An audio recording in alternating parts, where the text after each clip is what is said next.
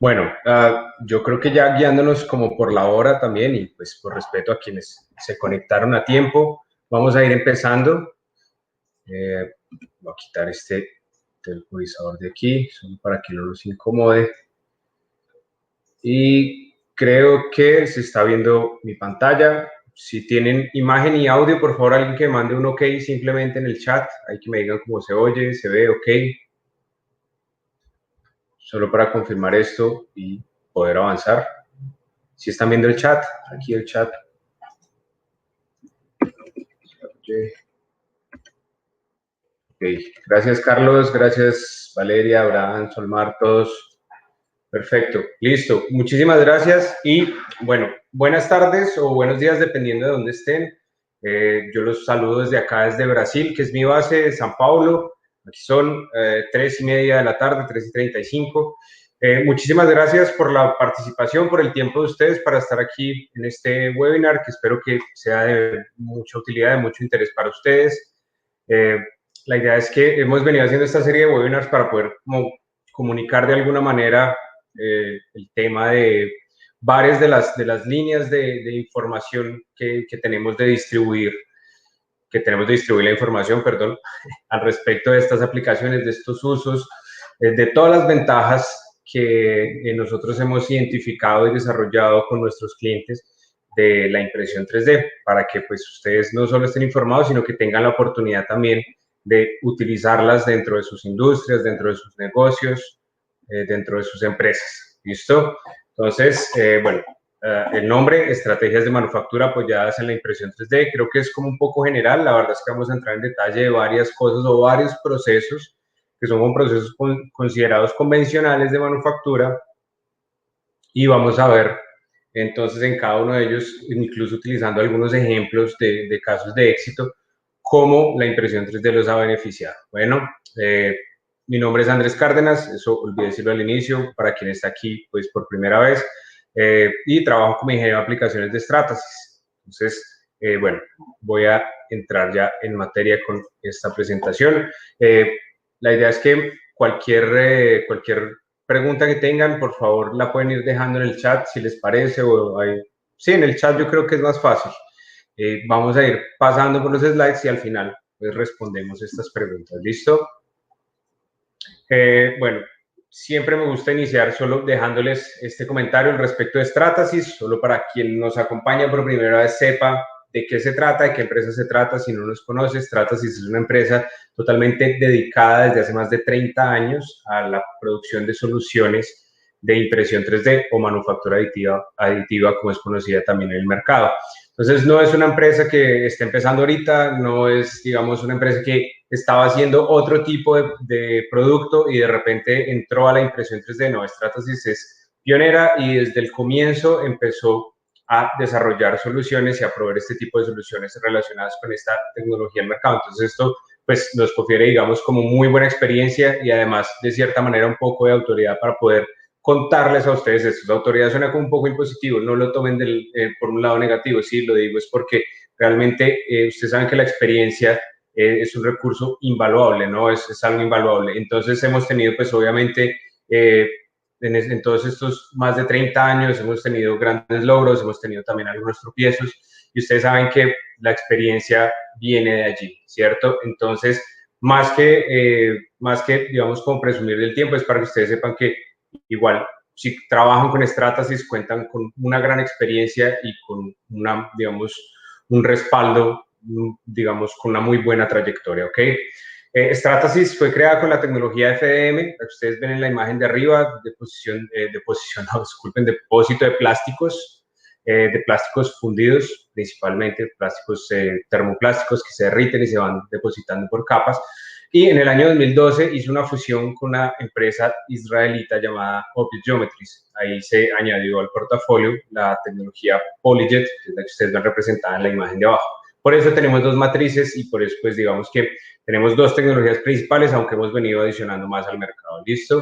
Hablando de clientes y de la industria que yo considero las más transversales, porque todo el mundo pues conoce las marcas automotrices, entonces les hablo de los clientes del sector automotriz, pues que trabajan con nuestras soluciones, simplemente para dejarles a ustedes esta buena referencia de quiénes son los usuarios, algunos de los usuarios de nuestra tecnología, y ustedes van a ver tal vez en algunos slides que esto es simplemente una referencia, eso no quiere decir que sea una tecnología que esté restringida solo a este tipo de industria o a este tipo de productos, ¿bien?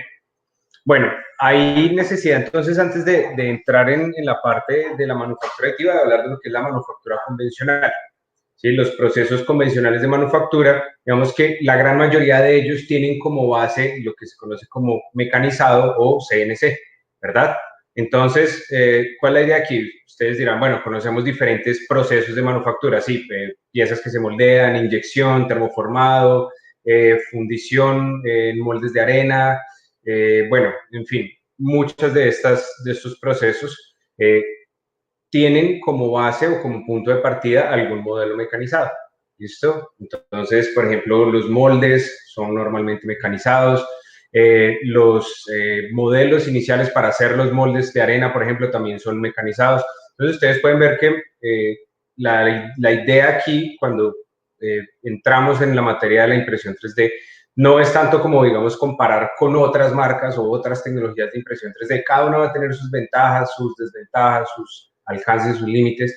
Es importante compararla con CNC y saber que hay ciertos puntos en los cuales complementa muy bien al mecanizado. Bien, no quiero en ningún momento que ustedes piensen que yo les estoy diciendo aquí que reemplazamos totalmente el mecanizado. No, esto sigue existiendo, sigue siendo necesario, pero van a ver ustedes que si hay una parte donde hay un muy buen complemento. Les dejo así como una pista inicial, hablando de bajos volúmenes, normalmente la impresión 3D llega incluso a llenar un vacío, un espacio de la parte productiva que a veces no se atiende con estos métodos de manufactura convencionales por cuestiones de costos. ¿Listo?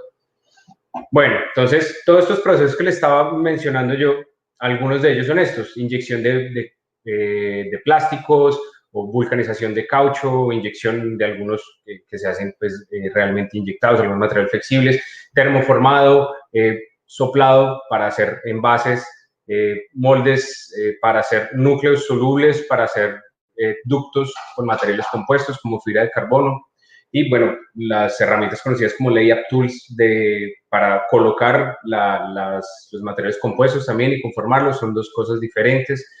Otras partes de la fabricación como rotomoldeo, moldes de arena y hasta la conformación con chapas de metal. Todo esto, como les decía, son a los que me refería que tienen como base en alguna parte un modelo mecanizado.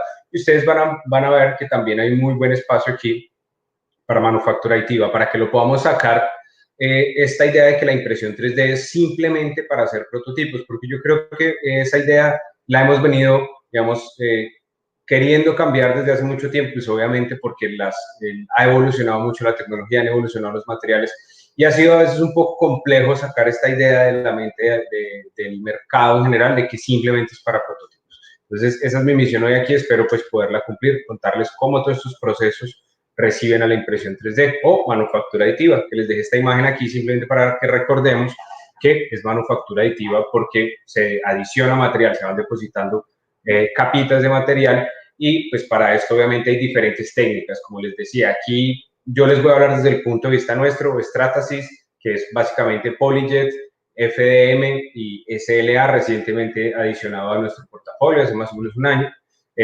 siendo una de las tecnologías también pues, más antiguas del campo aditivo, ¿bien?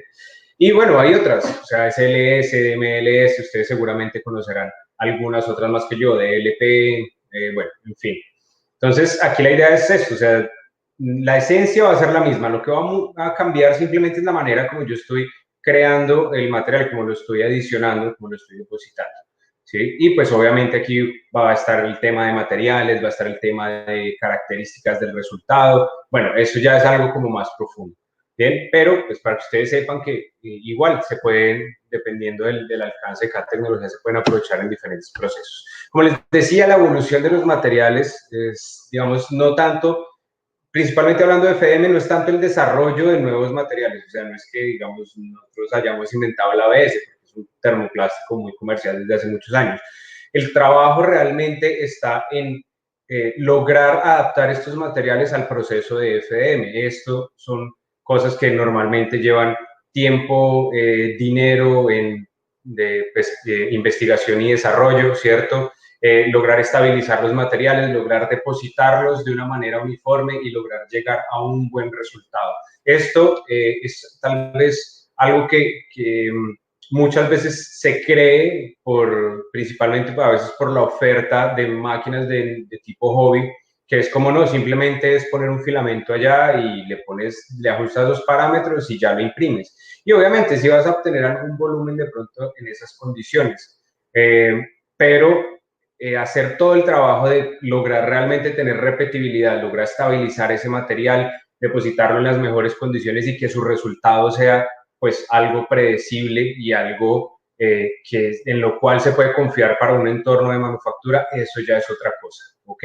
Entonces, no estoy hablando mal de ningún tipo de tecnología o de ninguna marca, por decirlo de cierta manera, sino que es algo que se tiene que entender bien, o sea, cada tipo de equipo tiene su alcance y digamos que uno no se debe fijar solo en el costo, ese es el mensaje aquí, es como, o sea, cuando yo busco una tecnología profesional, una máquina profesional o industrial, es realmente porque el desarrollo que hay detrás de un sistema de estos me ayuda a que mi resultado sea mucho mejor y no tenga yo que estar ahí batallando con parámetros y pues también depender como un poco de la suerte a ver si llega al resultado que yo quiero, que al final no es ni siquiera suerte, ¿no? Porque pues al final esto es ingeniería, ¿no?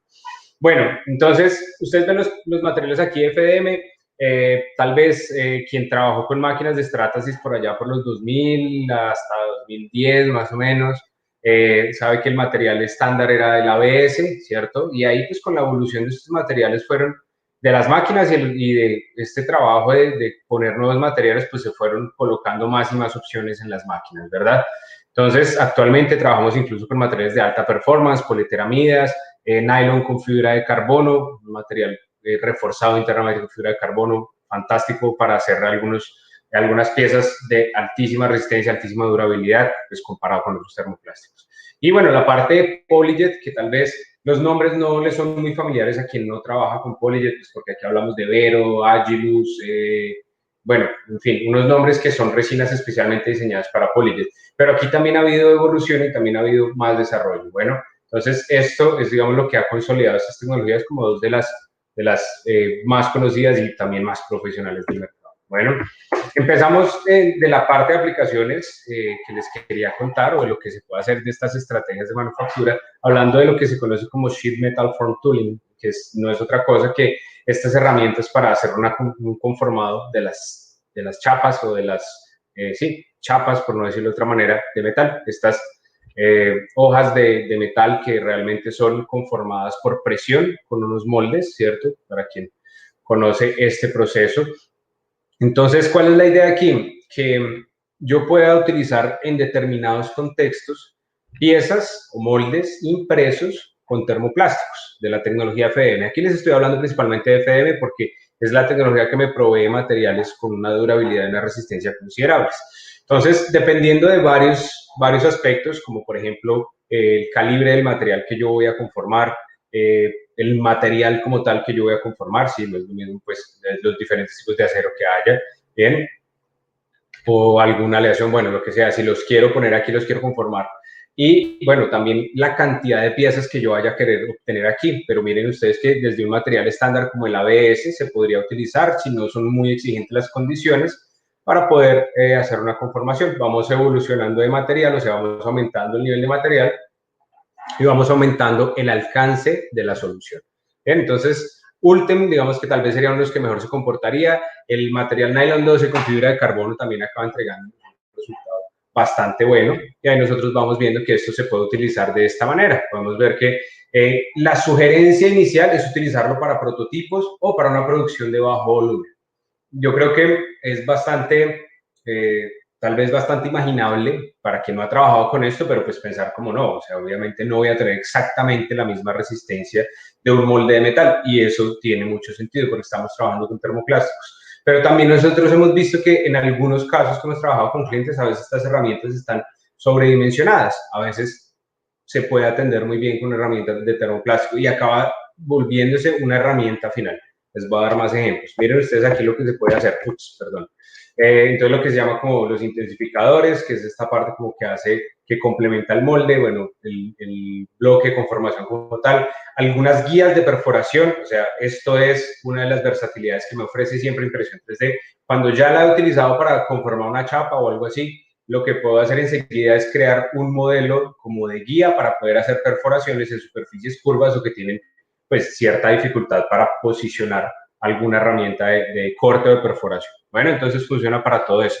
Un ejemplo bastante disidente en este tema es el de Honda. Ustedes pueden ver aquí, casualmente tiene que ver directamente con esta aplicación. Entonces, imagínense ustedes el escenario. Tenemos esta pieza, la del centro está diseñada, está modelada en 3D, ya fue hecha una simulación de elementos finitos, pero necesitamos pasar de la validación teórica a la validación práctica. Es decir, necesitamos un prototipo funcional para poder ponerlo en condiciones reales a trabajar y decir si sí me va a atender o no. Yo podría imprimir el prototipo, ¿cierto? Lo podría imprimir como, no sé, con policarbonato, con los materiales que tenga disponibles, pero pues igual, o sea, si voy a hacer una prueba funcional, pues el resultado de imprimirlo con cualquier material de impresión 3D no me va a entregar un resultado como el que yo quiero. Entonces, ¿cuál es la necesidad? Pues producir esta pieza en ese material real lo más rápido posible, porque pues ustedes saben obviamente que no hay una competitividad actualmente en el mercado que debe ser mantenida, entonces yo necesito ser competitivo, necesito hacer todas estas pruebas y estos desarrollos lo más rápido posible. Entonces ahí viene el tiempo a jugar un papel vital en la obtención de resultados y pues vemos como la impresión 3D aquí en este caso con material policarbonato, que es este material blanco que ustedes ven allí, se utilizó para crear lo que serían las dos partes del molde, ¿bien? Entonces aquí se pone pues en una prensa donde va la chapa de metal allá en el medio y pues se le pone la carga, la presión que se necesita para poder conformar la chapa de metal. Obviamente, como les decía, esto no es una herramienta de largo, digamos, de una vida útil muy larga y también se ve que es mucho menos durable cuando yo sobrepaso las capacidades del material. Si ustedes recuerdan el slide que les mostré con los 3 materiales sugeridos, nos hablaba de 6.000 PSI más o menos. Aquí para este caso se le colocó hasta 14.000 PSI y pues obvio esto sobrepasó las capacidades del material, entregó 4 piezas, en el 5.º modelo se quebró. Fue 4 veces lo que se necesitaba. La gente de Honda necesitaba apenas una pieza para poder hacer sus pruebas. Y si ustedes hacen las cuentas del tiempo aquí, 22 horas del CAT al carro es un tiempo realmente muy bajo, o sea, es todo hecho de una manera muy rápida, ¿bien? Y ya tenemos una pieza funcional. Esto, obviamente, si lo vemos objetivamente, la alternativa a tener este modelo impreso sería producir, pues, como con mecanizado, ¿verdad? Estas dos partes y pues ya estaríamos hablando de proceso más caro, materiales más caros. Para hacer una validación de una pieza que aún no tenemos certeza de que va a funcionar, pues sería botar el dinero, ¿cierto? Entonces mejor gastar una fase intermedia un dinero menor. Bueno, este caso yo creo que tal vez quien conoce a Stratasys de vieja data ya había visto de pronto este ejemplo. Ustedes vieron allí un avión de combate que estaba intentando aterrizar en un portaaviones. ¿Cuál es la situación? Tenemos una pérdida del tren delantero, del tren de aterrizaje delantero. Por algún motivo se trabó, la verdad, y no salía. Entonces, bien, aparece la necesidad de hacer un aterrizaje de emergencia. Entonces, bueno, ellos tienen estos soportes que ustedes ven, el soporte blanco que está en la base, que está en el piso. Los tienen para estos casos, entonces se lo ponen allí al avión, pues para que a la hora de aterrizar el avión pueda apoyar su nariz allí y no golpear contra el suelo. Lo que ocurre es que, pues, obviamente es un golpe en una parte que no está estructuralmente preparada para ese tipo de golpes y las bases, les voy a mostrar aquí, la nariz del avión, esta parte que se ve como más clarita en la punta, viene fijada a la estructura principal del avión con unas chapitas de metal, que ustedes las ven ahí alrededor, pues ilustradas en la imagen de arriba al lado derecho. Varias de esas chapas en este golpe se doblaron o se rasgaron, ¿cierto? Se rompieron. Y pues bueno, esto definitivamente no es una falla común en este tipo de aviones, en este tipo de equipos. No hay stock de estas piezas, entonces pues se piden al fabricante, pero pues se van a demorar un montón de tiempo. Y ustedes saben que el sentido de estos aparatos, de estos equipos, es estar en el aire, ¿cierto? Estar volando. Entonces, bueno, entra el equipo de ingeniería, dice, bueno, vamos a reconstruir estas piezas. Entonces, ¿qué hacen? gracias a la impresión 3D nuevamente, crean los modelos de las chapas y de allí sacan los modelos de los moldes, ¿ok? Y pues entonces imprimen los moldes y ya con el material pues homologado o certificado para este tipo de aplicación, lo ponen dentro de una presa con estos moldes impresos y les dan la forma que se requiere. Bueno, además de esto también hacen guías de perforación. Ustedes ven que son un montón de tornillos allí que fijan estas piezas. Entonces, para esto también se necesita pues una guía para hacer la perforación en las posiciones correctas. Pues todo esto mucho más rápido que quedarse esperando pues la llegada de unas piezas, ¿no? Se resuelve de una manera inmediata. Nuevamente, miren las características que tiene esto. Una aplicación personalizada, bajo volumen y una producción rápida que se requiere. Bueno, hay más ejemplos aquí. Ustedes ven que, por ejemplo, el Ultem 1010 sería más durable que el policarbonato. ¿Ok? Entonces aquí se podrían hacer más iteraciones. Piensen en lo siguiente, no siempre y no todos los proyectos son de 1000, 10.000, no sé, 100.000 o 1.000.000 de piezas.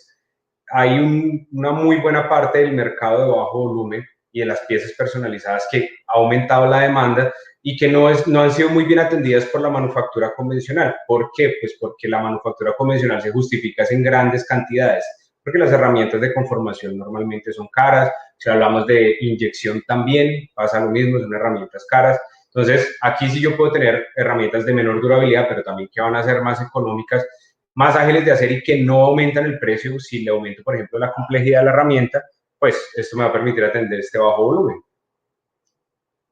Entonces, sí, ya van viendo cómo materiales pues más fuertes y más resistentes nos permiten pensar en esta parte del bajo volumen a un precio razonable.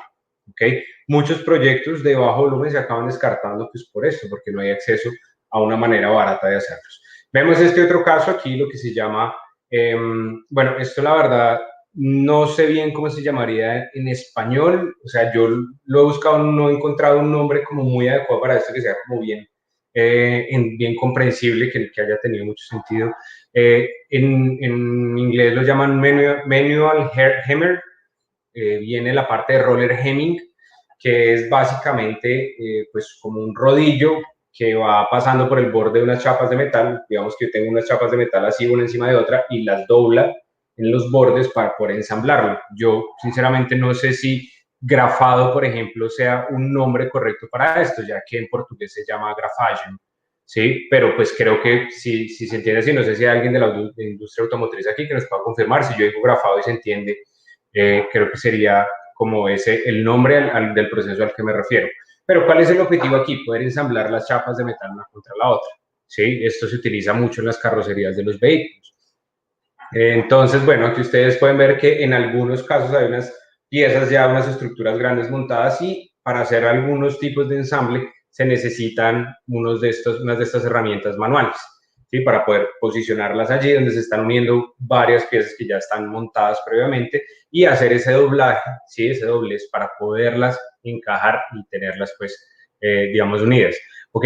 Entonces aquí, pues, en lugar de utilizar una herramienta convencional, hecha pues con aluminio, por ejemplo, que pesaba 75 libras, se hace con asa para el soporte principal con 33 libras, de 10 a 13 semanas se baja a 2 semanas y el costo pues es, digamos que casi que un 10%, 40% de reducción del peso también. Entonces, ustedes pueden ver aquí nuevamente cómo se ven las ventajas de la manufactura aditiva aplicadas a procesos convencionales, a estrategias convencionales de manufactura. ¿Listo? Este proceso, aquí se ve un poco más claro lo que es específicamente el roller hemming, ¿sí? Y creo que este tendría como más facilidad para verse aquí en este video. Ustedes pueden ver, ahí están las dos chapas montadas, las dos piezas, las dos placas de metal que ya están conformadas y este brazo robótico lleva un rodillo que va aplanando los bordes y va uniendo esas dos piezas, esas dos chapas de metal.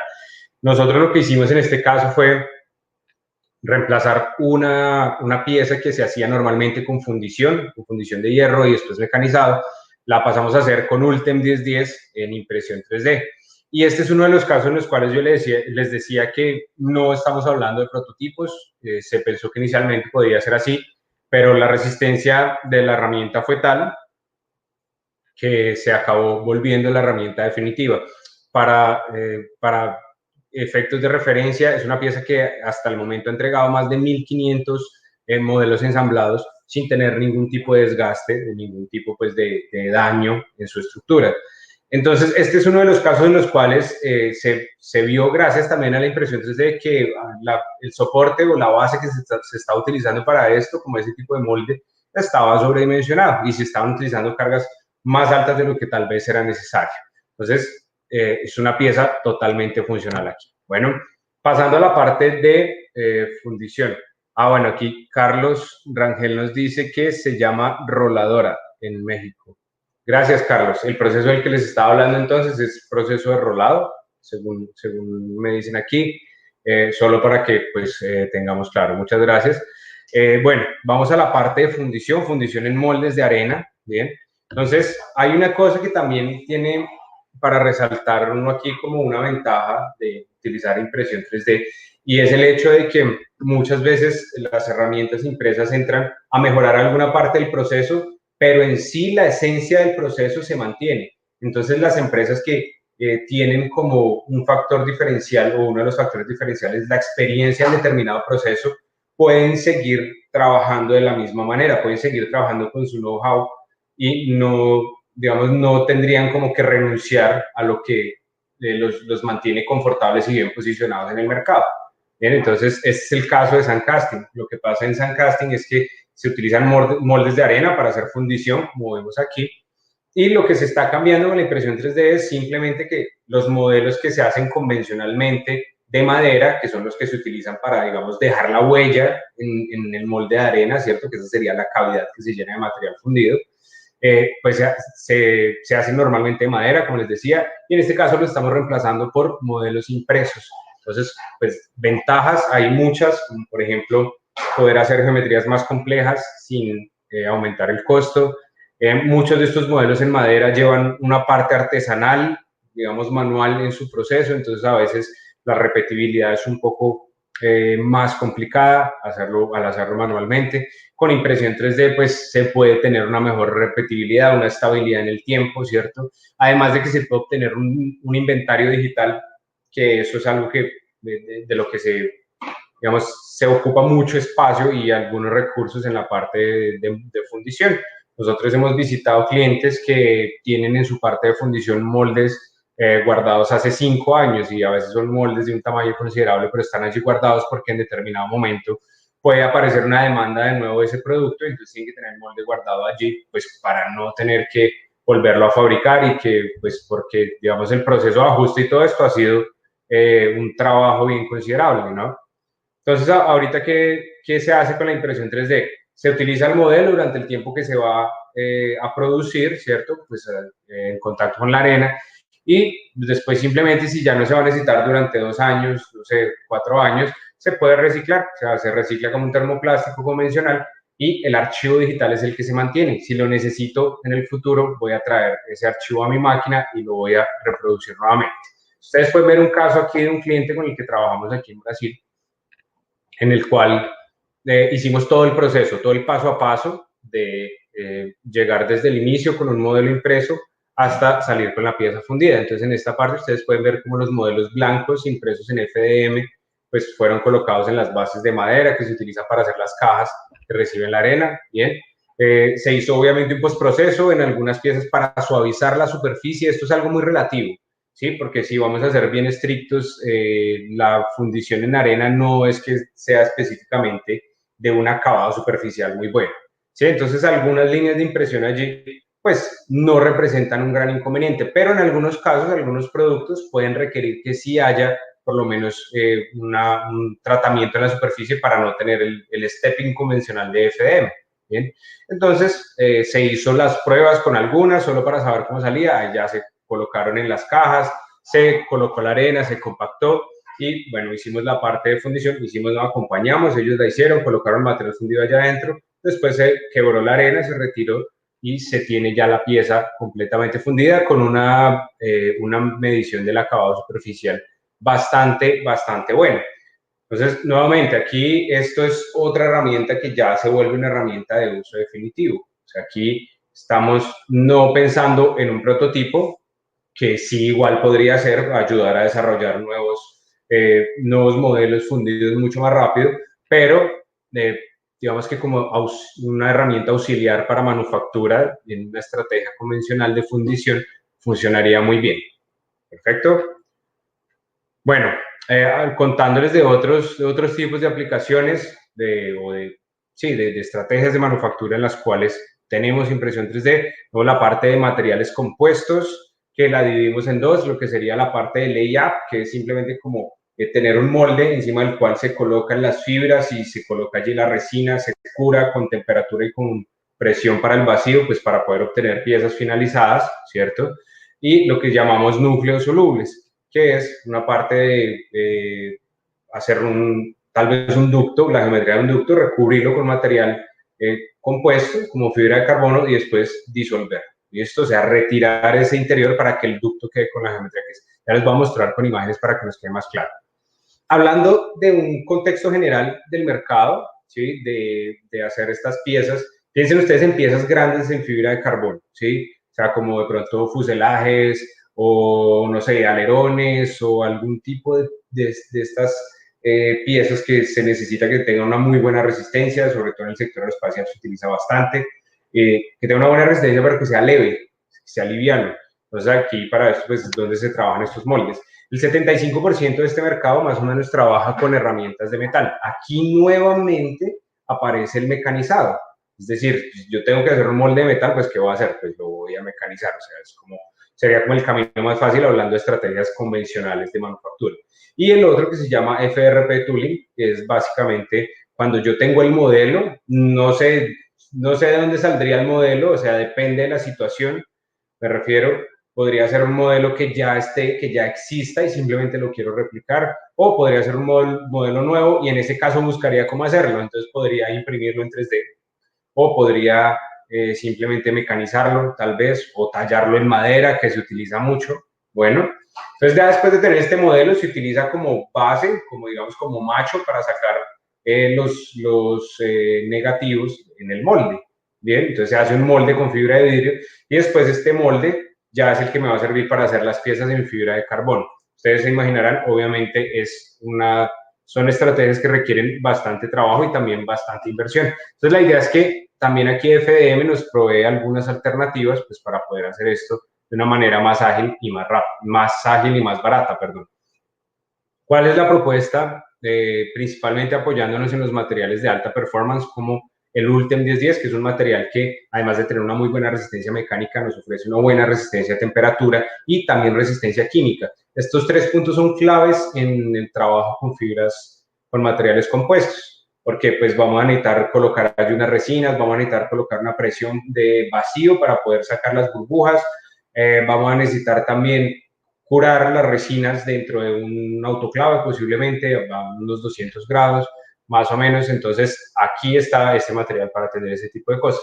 Entonces salimos del diseño directamente a la construcción, a imprimir en 3D. Luego vamos a preparar la superficie del modelo impreso en FDM, que tiene características como un poco de rugosidad, un poco de porosidad. Entonces, esto hay que lijarlo y hay que sellarlo, ¿cierto?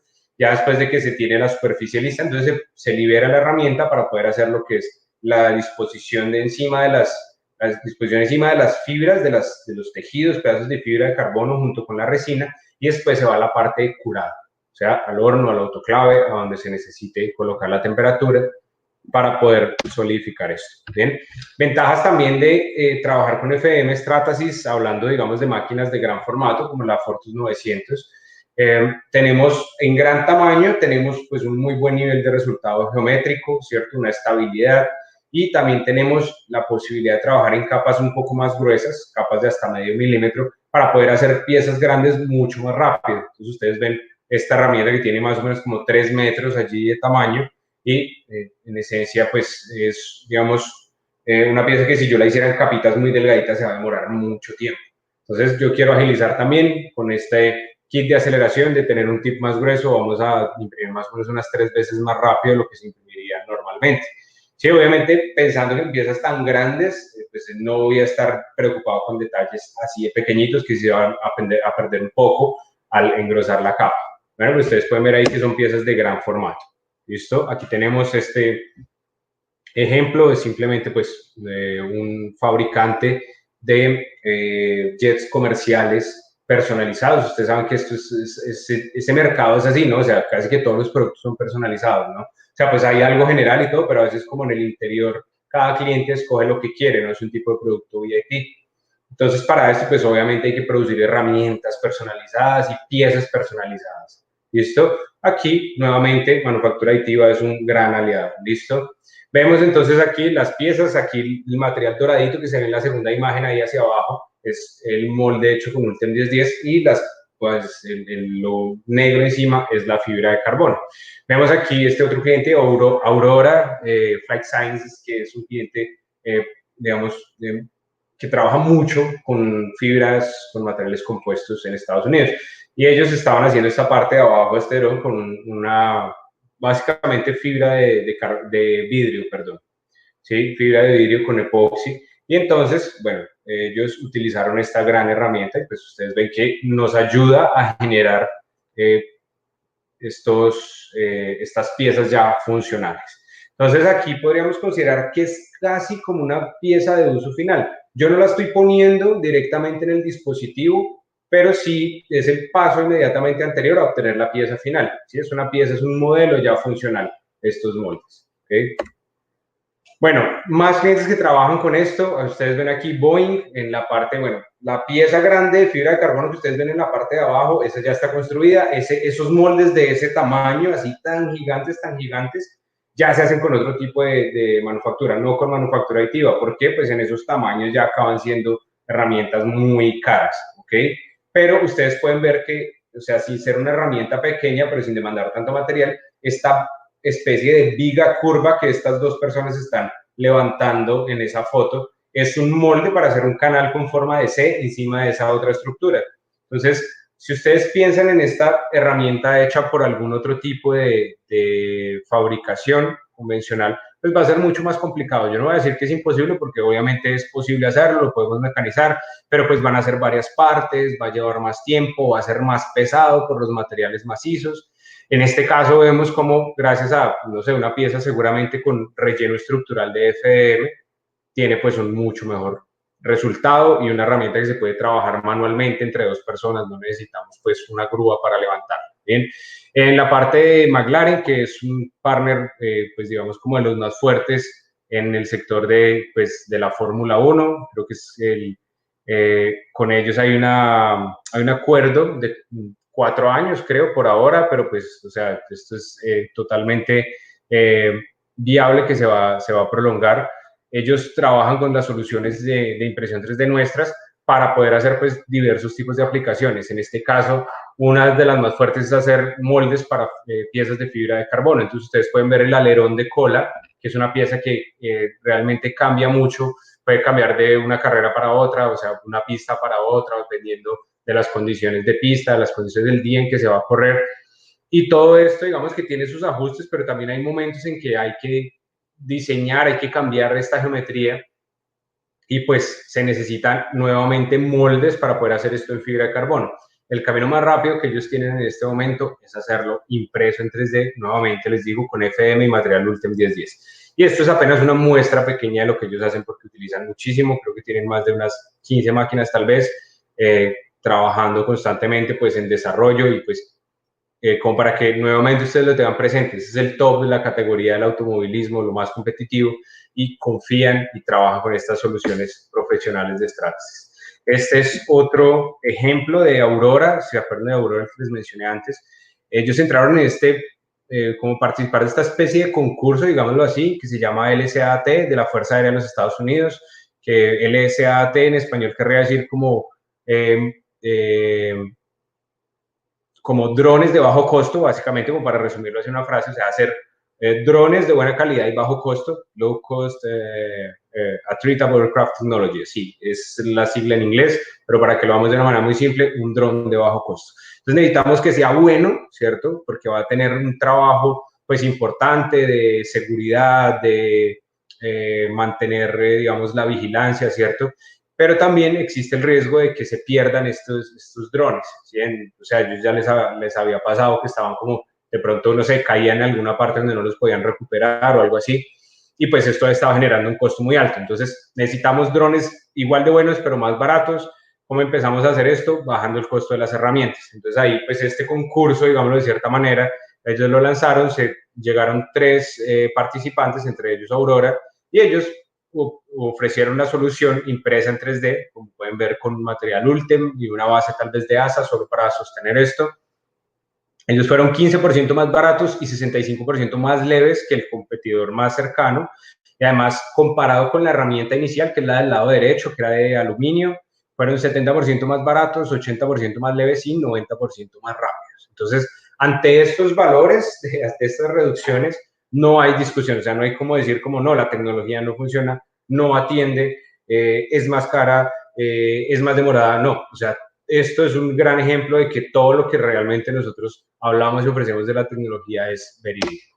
Bien, bueno, este ejemplo ya creo que hemos hablado bastante de esta parte del IAP, entonces vamos a saltar a la parte de núcleos solubles, solo para que no se nos vaya el tiempo sin ver todo.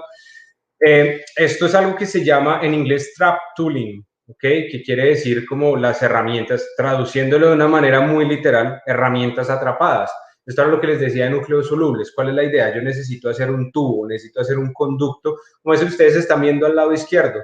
Es un múltiple de admisión de aire, ¿cierto? Para competición.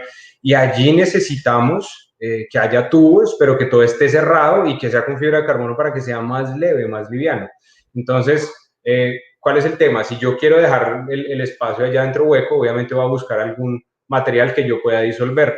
Normalmente hay algún tipo de material que tiene una característica medio cerámica, permítanme decirlo así, es medio cerámico, no es específicamente eso así porque no es sólido, pero es como, hagan de cuenta, una especie de concreto, pero más suave, que se puede moldear, sería más parecido como con un yeso, la verdad. Se puede moldear y pues se recubre con la fibra de carbono, con lo que sea, después se lava, se retira de allá adentro.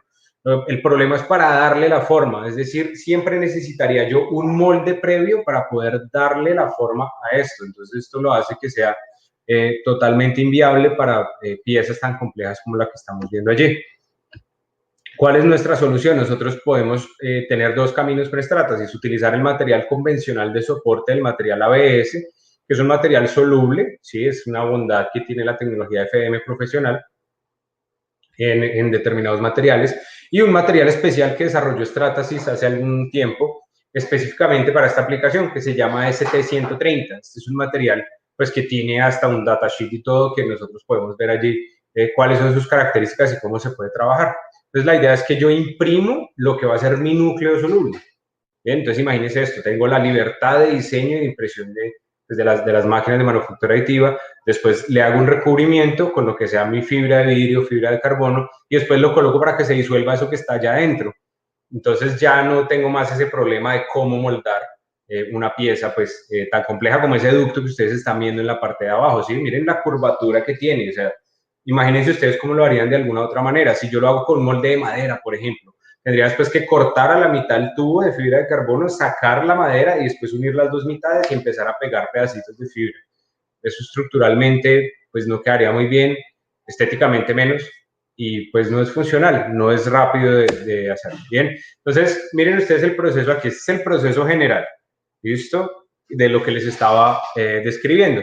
Tenemos el diseño de la herramienta, entonces aquí no diseñamos directamente el núcleo, sino la herramienta que me va a entregar el núcleo. Bien, entonces tenemos el modelo 3D de esto, ¿sí? Aquí entonces pasamos a producir el molde, ¿ok? El molde de esta herramienta, entonces si estamos hablando de proceso convencional, lo haríamos por mecanizado. Después entonces utilizamos la mezcla esta de la especie de yeso esta con agua, ¿sí? Para poder hacer el volumen, la forma que vamos después a preparar, a recubrir con fibra de carbono, a curar y después a lavar o a limpiar de allá adentro. ¿Sí? Miren todos los pasos que hay aquí. Entonces, ¿qué pasaría si yo utilizo impresión 3D? Pues primero voy a imprimir, no el molde, aunque lo podría hacer, pero no tiene sentido. Voy a imprimir directamente mi núcleo, ¿cierto? Luego vamos a utilizar ya esta herramienta impresa como nuestro modelo. Ahí ya viene, pues hacemos la preparación de la herramienta, hacemos el recubrimiento. consolidamos, curamos y lo colocamos en el tanque con detergente y con temperatura a que se disuelva y ya tenemos la pieza final. Mucho más rápido, ¿no? Entonces, este sería la síntesis del proceso. Le reducimos pasos y además nos va a quedar mucho más, digamos, profesional el resultado. Bueno, entonces, clientes como Swift Engineering hacen esto, ellos hacen todo este tipo de ductos que ustedes ven aquí, trabajan muy bien con el material ST130.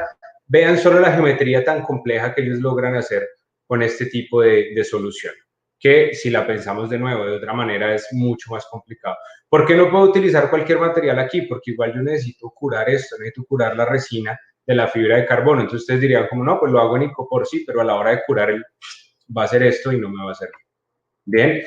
Un ejemplo que es bastante interesante y es hasta cool de quien trabaja con núcleos solubles, este cliente Champion Motorsport.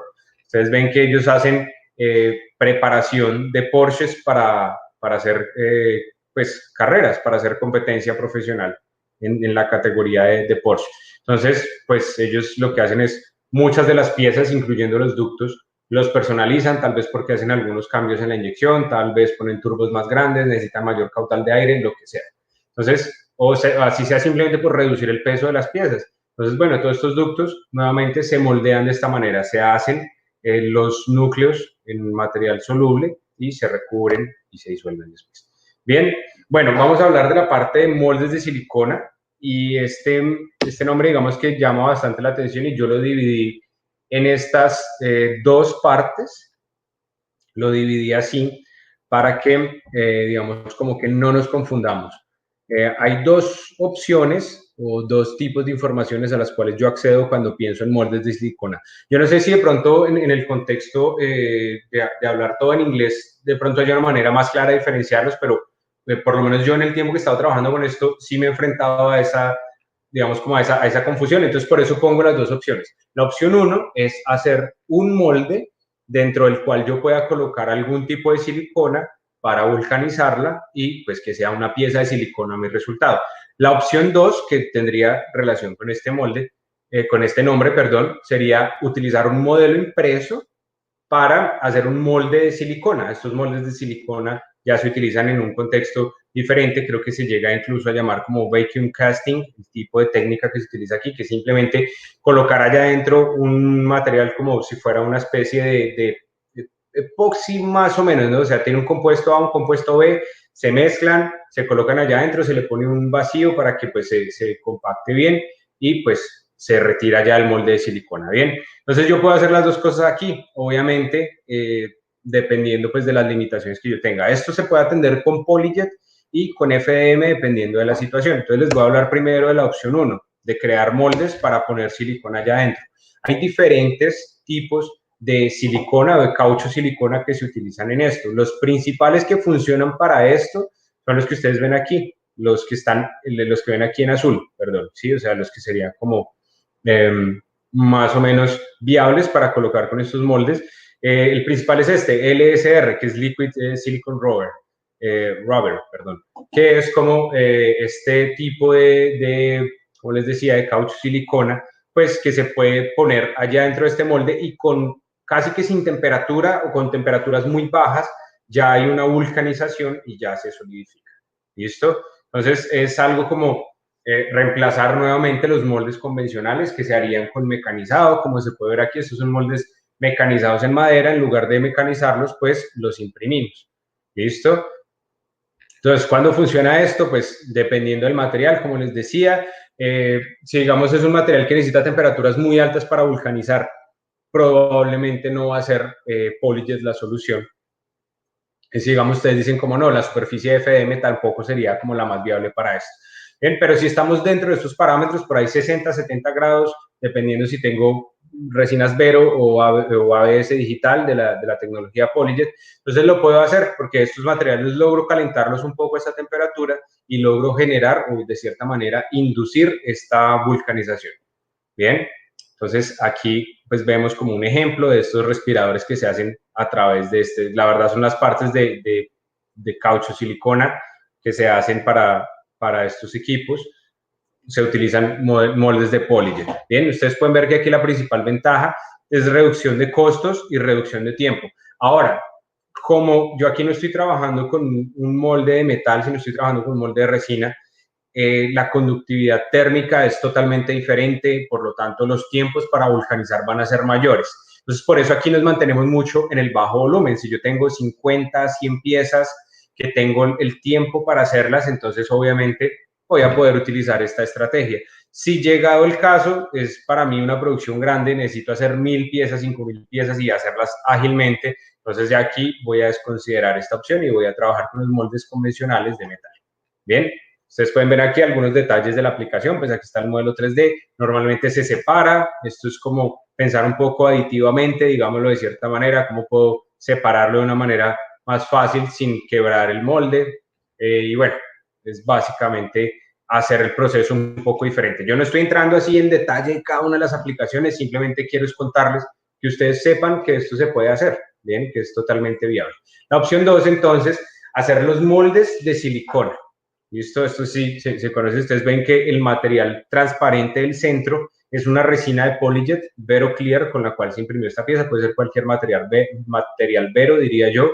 Y a los lados se ve el material, el molde de silicona, que básicamente se coloca el modelo impreso dentro de una caja, se llena de silicona, se deja pues secar o curar y después se corta por la mitad, se separa para sacar la pieza de adentro que es el modelo y ya, como les decía, entonces se va haciendo, depositando el material allá dentro de ese molde. Viéndolo paso por paso en imágenes, entonces ustedes ven aquí el modelo 3D, ¿cierto? Después colocamos ese modelo 3D dentro de una caja y dentro de esa caja pues se va a vertir la silicona. Ahí ustedes ven que cuando yo retiro el modelo 3D después de que se ha curado la silicona, pues mi molde ya está listo, ¿no? El molde ya tiene pues, digamos, como las dos cavidades que me van a conformar mi pieza final. Entonces, después de esto ya simplemente voy cerrando el molde y colocando allá adentro mi material final, mi caucho silicona o mi plástico de 2 compuestos, lo que yo vaya a utilizar allí. Bien, este es un cliente, digamos, muy buen exponente de esta tecnología y ellos incluso no lo hacen con Polyjet, sino con FDM, solo que aquí, pues obviamente, llevaremos una parte adicional de acabado de superficie. ¿Sí? Esta tapita azul de este sistema de resonancia magnética es lo que se produce con los moldes de silicona. Entonces ustedes ven, en la parte de arriba está el modelo inicial hecho con impresión 3D, aquí obviamente se suaviza, se pule, para dejarlo bien lisito. De allí se saca entonces el molde de silicona que está en la imagen 2 y ya después se coloca el material allá adentro, se deja curar y si se necesita se le hace algún tipo de acabado. Si ustedes quieren en determinado momento buscar ScanMet Silicon Molding Stratasys en YouTube, van a encontrar la descripción completa de este proceso, que es bien interesante verlo, pues porque ellos cuentan, digamos, estos valores que estoy mostrando aquí, todo eso ellos los cuentan allí. Y obviamente es mucho mejor esto escucharlo pues de la voz de un usuario, ¿no? Entonces aquí ven ustedes ejemplos, incluso ejemplos que se hacen con Polyjet también. Bueno, hay otra técnica aquí que nosotros podemos ver, de la cual también nos podemos aprovechar un poco, que son los moldes para inyección. Yo quiero aquí dejar en claro que esto es una aplicación que es de cierta manera un poco experimental, es una aplicación muy basada en, digamos, tiene como varias limitaciones, ¿cierto? Y tiene, digamos, un proceso de adopción y un proceso de aprendizaje. ¿Por qué aclaro esto? Porque, digamos que a veces nos ha pasado que tal vez por la sola idea o, digamos, como la alegría que genera ver que hay una opción, una alternativa para tener cavidades prototipo, se nos tiende a olvidar un poco, digo, se nos tiende a veces con algunos clientes, de que estamos trabajando con materiales totalmente diferentes a los moldes convencionales. ¿Sí? Entonces aquí, si yo voy a utilizar esto en el lugar de un molde que normalmente se hace de aluminio o de acero, pues obviamente, o sea, bajo ninguna circunstancia tendría ningún sentido ofrecer las mismas prestaciones de estos materiales o esperar que se comporten de una manera parecida cuando los someto a la temperatura de la inyección. Bien, haciendo esta salvedad, les digo que en los clientes que trabajan con esto hay grandísimos beneficios, principalmente de reducción de tiempo y reducción de costo en la parte de hacer cavidades prototipo. ¿Sí? Quien trabaja con inyección de plásticos sabe que los moldes de inyección son herramientas de altísimo costo. ¿Sí? Por eso es que este es uno de los casos en los cuales solo se justifica hacer grandes volúmenes, porque en pequeños volúmenes no logro cubrir el costo de la herramienta de inyección, ¿cierto? Entonces aquí, para poder hacer digamos, un volumen pequeño de producción o poder hacer hasta algún ensayo, algún prototipo, la parte de utilizar resina PolyJet llamada ABS digital para hacer estos moldes me puede ayudar muchísimo. Si me mantengo dentro de los límites de esta resina, como trabajar con determinados tipos de material, no sobrepasar las temperaturas, no sobrepasar las presiones, no sobrepasar el volumen, porque ya después de determinado volumen no es rentable o no es fácil de que se seque, no, de que se enfríe el plástico allá adentro. Bueno, hay varias variables aquí para controlar. Bueno, entonces, esto no es algo que es como, no, ya conectamos, imprima y ya, a producir. No, esto es un tema de nuevo que tiene muchos beneficios, pero si en algún momento lo quieren adoptar, se requiere paciencia, muchas veces se requiere incluso traer la tecnología para dentro de la empresa y allí adentro entender, digamos, tener la posibilidad de hacer estas pruebas y ensayos hasta lograr ajustar el proceso y poder beneficiarse de esta parte de prototipos rápidos. ¿Cuál sería la ventaja entonces de esto? Ustedes dicen, pero prototipo, pero pues yo puedo imprimir el prototipo y ya, ¿para qué lo quiero inyectar? Pues obviamente hay muchos casos en los que, digamos, hay productos específicos que necesitan ser validados y homologados con los materiales finales que se van a usar en ellos. Entonces, este sería el sentido de tener piezas inyectadas a manera de prototipo en el material real y pues con la geometría requerida. Ustedes pueden ver aquí básicamente una cantidad de inyecciones o de ciclos de inyección en el eje vertical y en la parte horizontal, en el eje horizontal, vemos las familias de materiales. Ustedes pueden ver que los materiales más simples, dependiendo también si la geometría es simple, no es tan complicada, podemos llegar a 100, 150 inyecciones. A medida que se nos va poniendo más complicada la geometría, a medida que el material se va poniendo más agresivo para el molde, esto va bajando hasta el caso en que podríamos llegar a tener, no sé, 1 o 2 inyecciones por molde y se acabó la historia. ¿Eso es bueno o es malo? Mire, depende de cada caso. ¿Sí? Si yo necesito simplemente un prototipo para validar específicamente y logro obtener uno inyectado, aunque sea, que funcione bien, pues obviamente eso va a ser bueno para mí.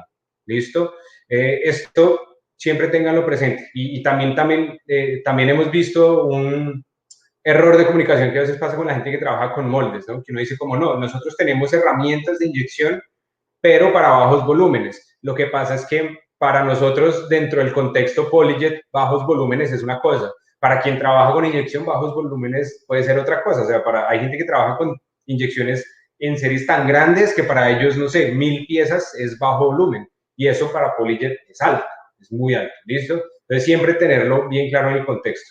Si uno tiene paciencia y si tiene todas estas cosas en cuenta, realmente que le puede sacar mucho jugo a esta aplicación. Bien, les doy ejemplos aquí rápidamente.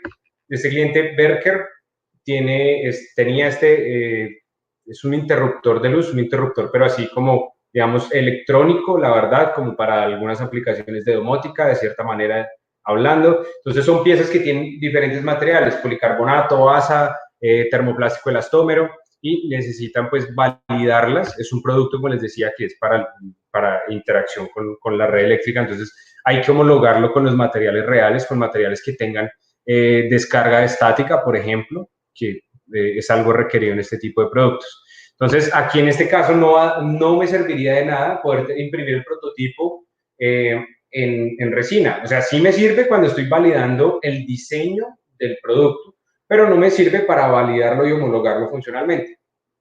Entonces, solución, imprimo un molde prototipo e inyecto en el material real. Ustedes pueden ver aquí, vean, policarbonato, asa y TPU.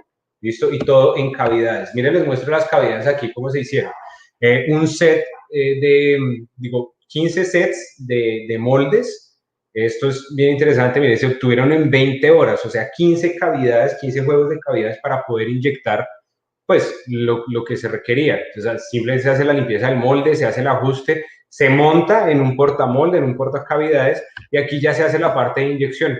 Miren, por ejemplo, la pieza que se hizo en policarbonato, que es esta negrita aquí, fueron 20 piezas por molde. A partir de este momento, ¿qué puede pasar a partir de estas 20 piezas? En este caso, que se está inyectando a 300 grados, y a 450 bar de presión. Puede pasar que el molde se deforme, puede pasar que de pronto se rompa, se quiebre en alguna parte donde es muy fina la geometría, porque de nuevo estamos trabajando con una resina, no puedo esperar que se comporte como el aluminio o como el acero. ¿Bien? Pero de nuevo, necesito homologar mi producto. Yo obtuve 20 piezas en una cavidad inyectada que la imprimí en horas. O sea, si yo imprimiera solo esa cavidad, sería, no sé, cuestión de 2 horas. Es muy rápido para llegar al producto final. Entonces, esta es la ventaja de esto. ¿Listo? Entonces, ustedes pueden ver el tiempo, miren, el tiempo del proyecto como tal, ¿sí? O sea, con las herramientas tradicionales se llevaría hasta 28 días, con las herramientas impresas fueron 3 días para ya tener el producto listo y para homologar. Costo de $22.000 para $3.800, una reducción bastante considerable. Bien, y eso da una alta competitividad, ¿no? O sea, competitivos en el mercado nos vamos a mantener con esto.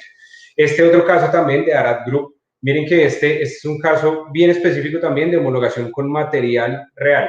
Este es un caso de un dispositivo que hace unas mediciones dentro del agua. Él va realmente ubicado dentro del agua. Entonces es un dispositivo electrónico que tiene que estar totalmente sellado herméticamente. Entonces se produce, el proyecto es producirlo con este material, Grilamid TR90, y además hacerle una soldadura con ultrasonido para que sea totalmente hermético, ¿sí? Allá pues obviamente tiene sus empaques y todo. Entonces, de nuevo, no tendría sentido hacer un prototipo impreso de esto, pues porque no voy a poder homologar el producto.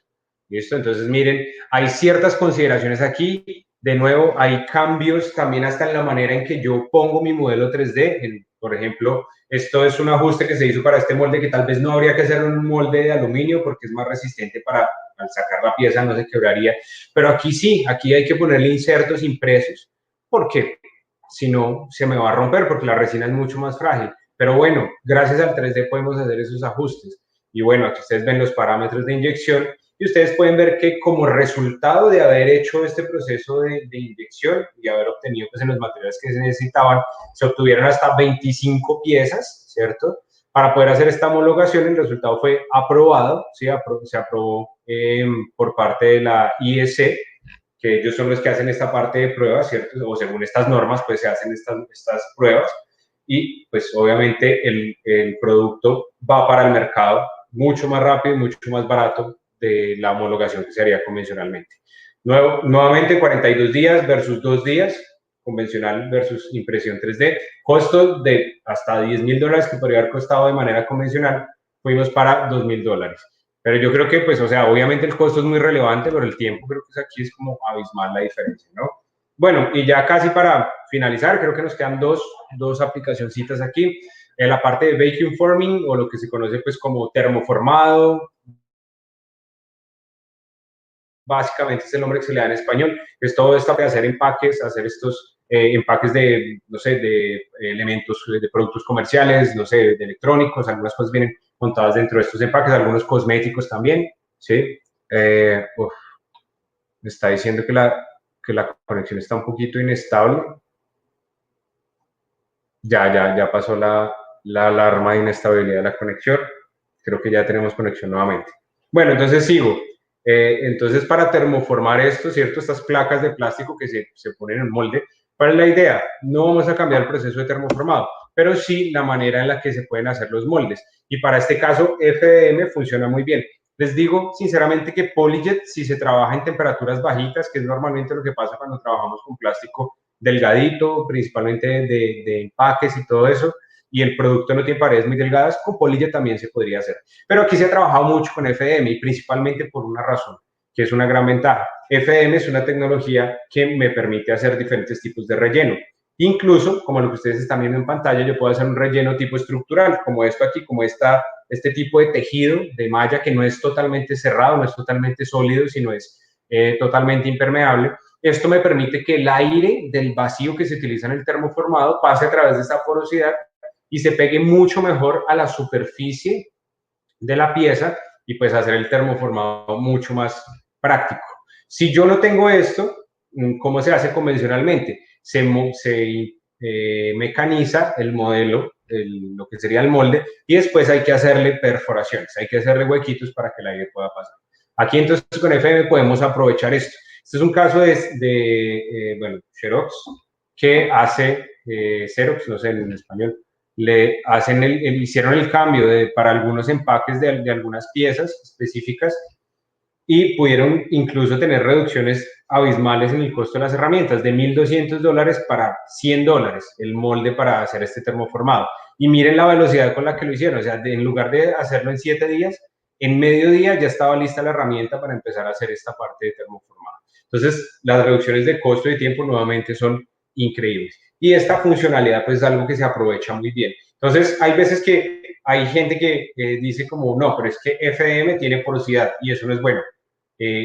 No, es que depende para lo que yo la vaya a utilizar. Y también hay estrategias para reducir bastante la porosidad característica de FM y hasta sellarla en caso de que yo necesite. Por eso tenemos clientes que hacen piezas de uso final, que eso será el tema del siguiente webinar, que ya son piezas finales, o sea, piezas que salen de la máquina, tal vez se les hace algún proceso estético y se van a funcionar como productos finales. Entonces, FM realmente es bastante bondadoso para este tipo de aplicaciones. Y una última aplicación que nos permite aprovechar mucho esta característica de porosidad de FDM es casualmente la que se conoce como pulpa de papel.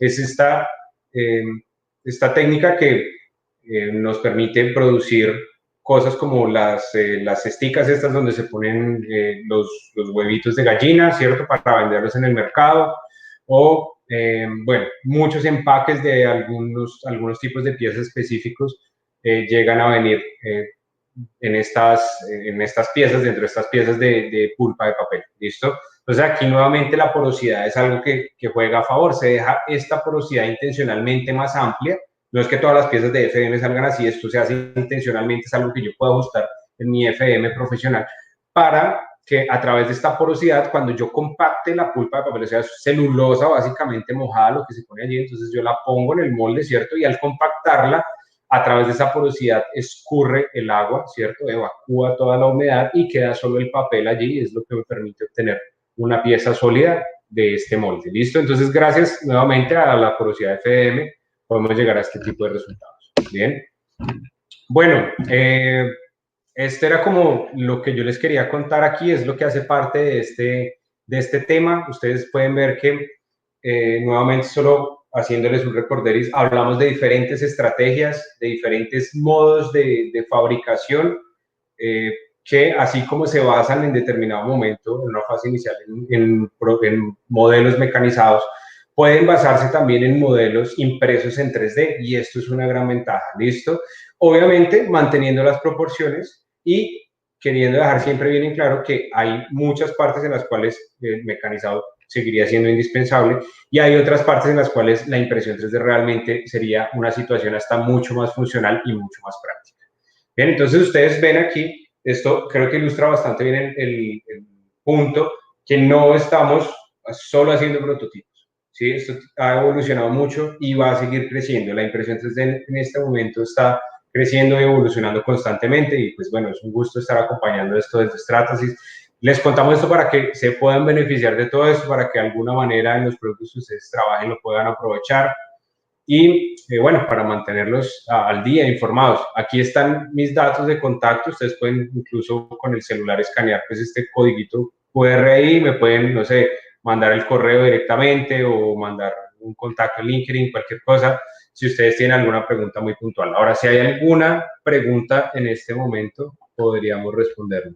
Yo les pido disculpas, estoy viendo aquí en la parte de las preguntas o de los comentarios que, que me estaban diciendo que la transmisión se estaba cortando.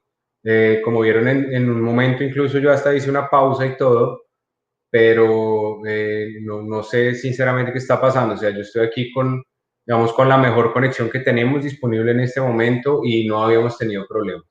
Es probable, no sé, que sea algo circunstancial, no sé, de pronto hoy el internet no está muy bueno, les pido disculpas nuevamente. Vamos a tener versión grabada de esto, ¿ok? Yo estoy grabando todo lo que les estoy diciendo aquí, con los slides y todo, entonces cuando ya esté lista esta grabación que se procesa, les mandamos el link para que si de pronto en algún momento algún dato les quedó faltando, lo puedan ver allí en el video pues, con toda tranquilidad. Veo que aquí hicieron como algunas preguntas, pero no, o sea, me dicen, por ejemplo, Gabriel nos dice, ¿con qué material trabajan en la impresión 3D para los modelos de fundición? Gabriel, esto lo trabajamos con ASA, el último, sí, creo que fue el último caso que les mostré, lo hicimos con ASA, que es una versión, digamos, evolucionada del ABS. O sea, es como en estructura un material muy parecido el uno del otro, solo que el ASA tiene algunas características adicionales, como resistencia a UV, tiene un poquito mejor de acabado superficial, pero en características mecánicas es prácticamente una ABS. Inés nos preguntó, ese proceso es 3D, pero Inés, la verdad no me quedó claro exactamente a qué proceso te referías. Sí, no sé si me puedes poner más en contexto tu pregunta, por favor, porque la hiciste creo que en un momento específico de la presentación, pero yo no estaba viendo las preguntas en ese momento, entonces no vi en qué punto me preguntaste eso.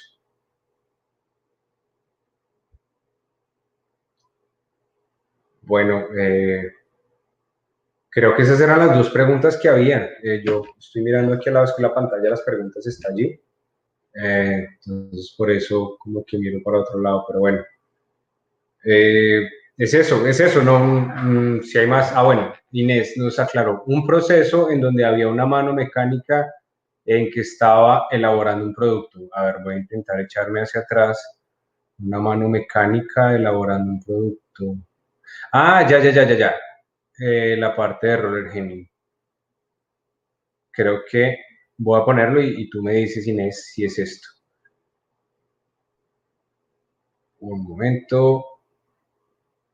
Creo que Inés se refiere a esto. Inés, ¿me podrías confirmar si te refieres a este slide, porfa?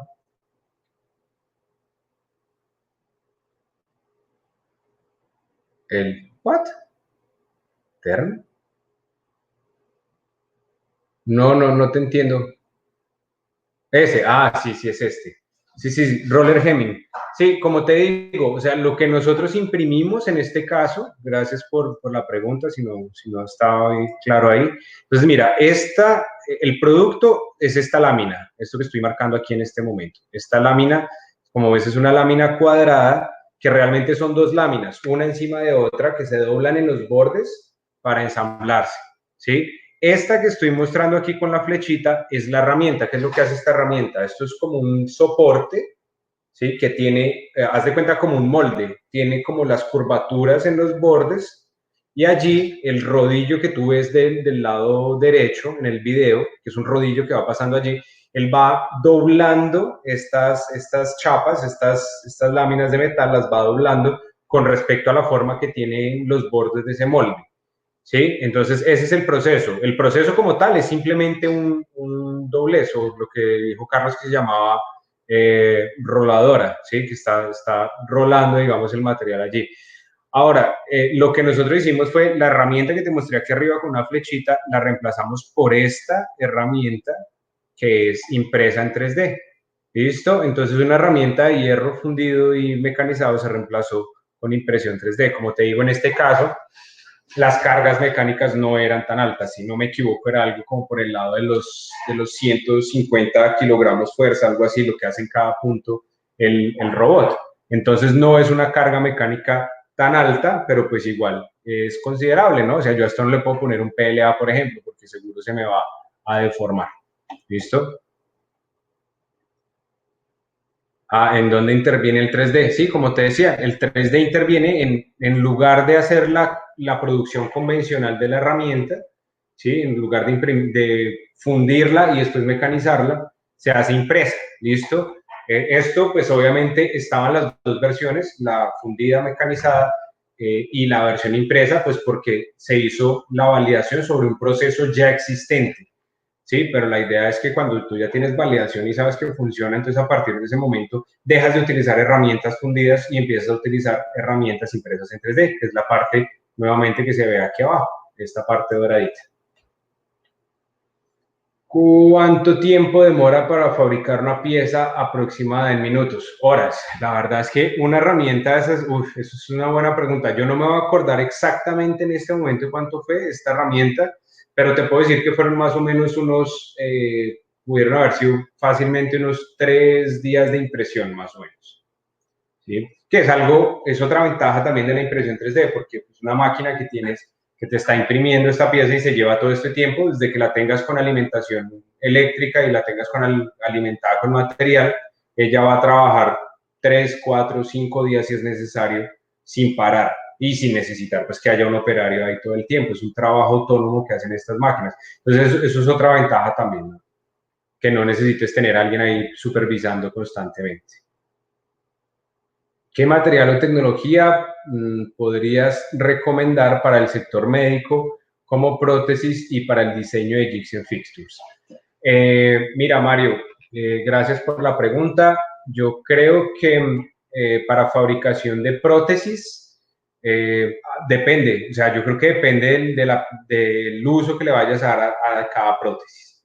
Por ejemplo, en el webinar antepasado, que era casualmente aplicaciones médicas, mostrábamos unas prótesis de brazo que se estaban produciendo con FDM para los niños. Es todo, digamos, una fundación que se llama Limitless, que utiliza tecnología FDM para este propósito. Entonces, lo que ellos hacen es, los niños que tienen amputación, sea congénita o sea por algún tipo de accidente, les imprimen, digamos, no sé, esta parte del brazo aquí hacia arriba, pues más bien de aquí hacia afuera, hacia abajo, ¿sí? Se la imprimen con material ABS, por ejemplo. ¿Sí? Entonces, esto es una pieza que para la aplicación que se le va a dar, que simplemente para ayudar en algunas tareas, para complementar un poco la movilidad del niño, con ABS sería suficiente. Si necesitáramos algo más resistente, entonces pues podríamos mirar tal vez si un material nylon 12 con fibra de carbono, un ULTEM, depende de la aplicación, depende de cada uno de los usos, ¿sí? Si es para prótesis específicamente eso, ¿no? De Jigs and Fixtures, creo que es un análisis muy parecido. Nosotros ya atendimos casos de Jigs and Fixtures como un caso muy conocido que es el de BMW, que simplemente para pegar un logotipo del M3 en la parte de atrás, es una herramienta que es más de alineación que realmente de fuerza mecánica, ¿sí? Es más de referencia. Entonces, en este caso, no necesitas un material muy, muy robusto. A pesar de esto, pues el ABS es un material bastante bueno para esto, ¿sí? Ahora, hemos tenido los casos de fixtures que tienen que soportar herramientas o elementos muy pesados, entonces ya vas aumentando, digamos, el nivel de material. Mira que este slide que estamos viendo en este momento, el que estamos usando para responder la pregunta Inés, nos muestra, esto es prácticamente un fixture, ¿sí? A pesar de que es como medio molde, pero básicamente es un fixture, ¿sí? Lo que está haciendo es fijando la pieza, pero realmente él no está guiando la herramienta, o sea, la herramienta ella se mueve por el camino que tiene programado, ¿sí? Lo único que necesita es tener un soporte allí, o sea, para que la lámina se aplaste contra ese soporte y pues quede ensamblada. Entonces, este es un caso en el cual sería un fixture. Entonces, como ves, en este caso, utilizamos Ultem 1010 porque la presión que se iba a usar allí o la carga mecánica lo requería. Bien, entonces depende de cada situación. Aquí nos dice, ¿hay algún material recomendado para partes con sellado ultrasónico? Bueno, Maurilio, yo creo que si quisieras hacer sellado ultrasónico, creo que eso ya depende más del tipo de sistema que tengas para hacer el sellado, pero de lo que nosotros hemos visto con ABS o con ASA, funciona bastante bien utilizar estos elementos ultrasónicos incluso para hacer uniones cuando hay ensambles muy grandes que no caben en la máquina de una sola vez.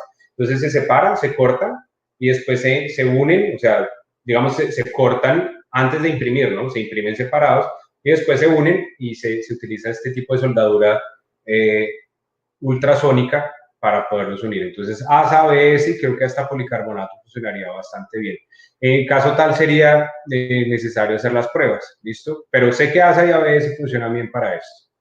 Bueno, Mario nos pregunta, ¿nos podemos basar en análisis finito? Mira, Mario, en el tema del análisis finito hay, digamos, como simplemente una aproximación. O sea, lo que yo puedo obtener de un análisis de elementos finitos es simplemente una idea aproximada de lo que podría ser la realidad. ¿Por qué? Lo que pasa es que a pesar de que el material que tú estés usando, por ejemplo, supongamos que estás utilizando policarbonato, entonces policarbonato sí es una versión específica de policarbonato, tú tienes toda la hoja de especificación del policarbonato que nosotros usamos, nosotros proveemos la información de todos los materiales. ¿Qué es lo que pasa? Que el resultado de la impresión 3D y en FDM, digamos que es una de las características más relevantes, es un resultado que no es isotrópico. ¿Mm? A pesar de que estás trabajando con el mismo material toda la pieza, por la manera en que se construyen los modelos, no se obtiene isotropía, porque en X y Y tú estás depositando el material por hilos a la misma temperatura. En este caso, tal vez podrías tener una consistencia en el resultado mecánico, pero en Z, digamos, depositaste la capa 1, ¿sí? Entonces la capa 1 la depositaste a, no sé, digamos 200 grados. Después de que la acabaste de depositar, esta capa baja, digamos, a 120 grados, no sé, dependiendo. Estoy solo poniendo un ejemplo, más o menos estos valores. Ahora, cuando empiezas a depositar la capa 2 encima de la capa 1, pues esta capa 2 que estás depositando va a estar a 200 grados, pero esta ya bajó de temperatura. ¿Listo? Entonces, esa diferencia de temperatura hace que no haya, digamos, como la misma unión que habría en X y Y. No sé si se entiende, estoy intentando como hacerlo como una manera como muy didáctica para que se pueda entender, pero esto digamos que no es algo malo, o sea, simplemente es una característica de la tecnología, eso es lo que nosotros tenemos que acostumbrarnos a ver y tenemos que ser bien claros con esto, es una característica de la tecnología, es así, es el resultado que ella entrega. Bien, entonces es tanto así que si tú ves las hojas de especificaciones de los materiales en el sitio de Stratasys, tú vas a ver que todos los materiales de FDM tienen una columna de resistencia, digamos, resistencia a tensión en XY y una en Z, porque sí cambia, listo. Entonces, ¿qué pasa? A la hora de representar esa anisotropía dentro de un software de elementos finitos, no hay, digamos, no hay una manera de ponerlo así con esas consideraciones y con todo lo que hay, lo que implicaría el resultado de la impresión 3D. Entonces tú lo que podrías hacer es utilizar o los parámetros de uno, o sea, de XY, o los parámetros de otro, de Z, dependiendo de la orientación que tenga tu pieza, y aún así simplemente tendrías una aproximación, ¿ok? No sería como un resultado como verídico que tú digas como sí, es que fijo, bueno, es que ni siquiera en los materiales reales es tan fijo, ¿no? En los materiales pues homogéneos o materiales isotrópicos es tan fijo, siempre hay un margen de error. Aquí el margen de error va a ser más grande, como te digo, es solo una aproximación. Pero nosotros lo usamos, o sea, nosotros lo usamos para aproximarnos a los resultados, para tener una idea de cómo se va a comportar determinada pieza. Solo que, como te digo, o sea, hay una luz mucho más grande entre el resultado de la simulación y el comportamiento real de lo que habría con un material isotrópico. Entonces sí te puedes aproximar, pero pues no es algo que nosotros, digamos que estemos en capacidad de hacerlo con un porcentaje de confiabilidad muy alto. ¿Listo? Eh, bueno, creo que ya ahora sí respondimos todas las preguntas. Sí, ya no hay más preguntas. Bueno, igual nuevamente, si tal vez la pregunta que ustedes tienen o la duda con la que quedaron en determinado momento era algo así como muy, no sé, muy puntual, de pronto alguna pregunta medio confidencial o simplemente son tímidos y no querían opinar en público, entonces ahí tienen el contacto, por favor no duden en entrar en contacto y pues en lo que les podamos ayudar. Con todo gusto, por ahora pues muchísimas gracias por su participación, muchísimas gracias por su tiempo y bueno, hasta una próxima, que estén muy bien.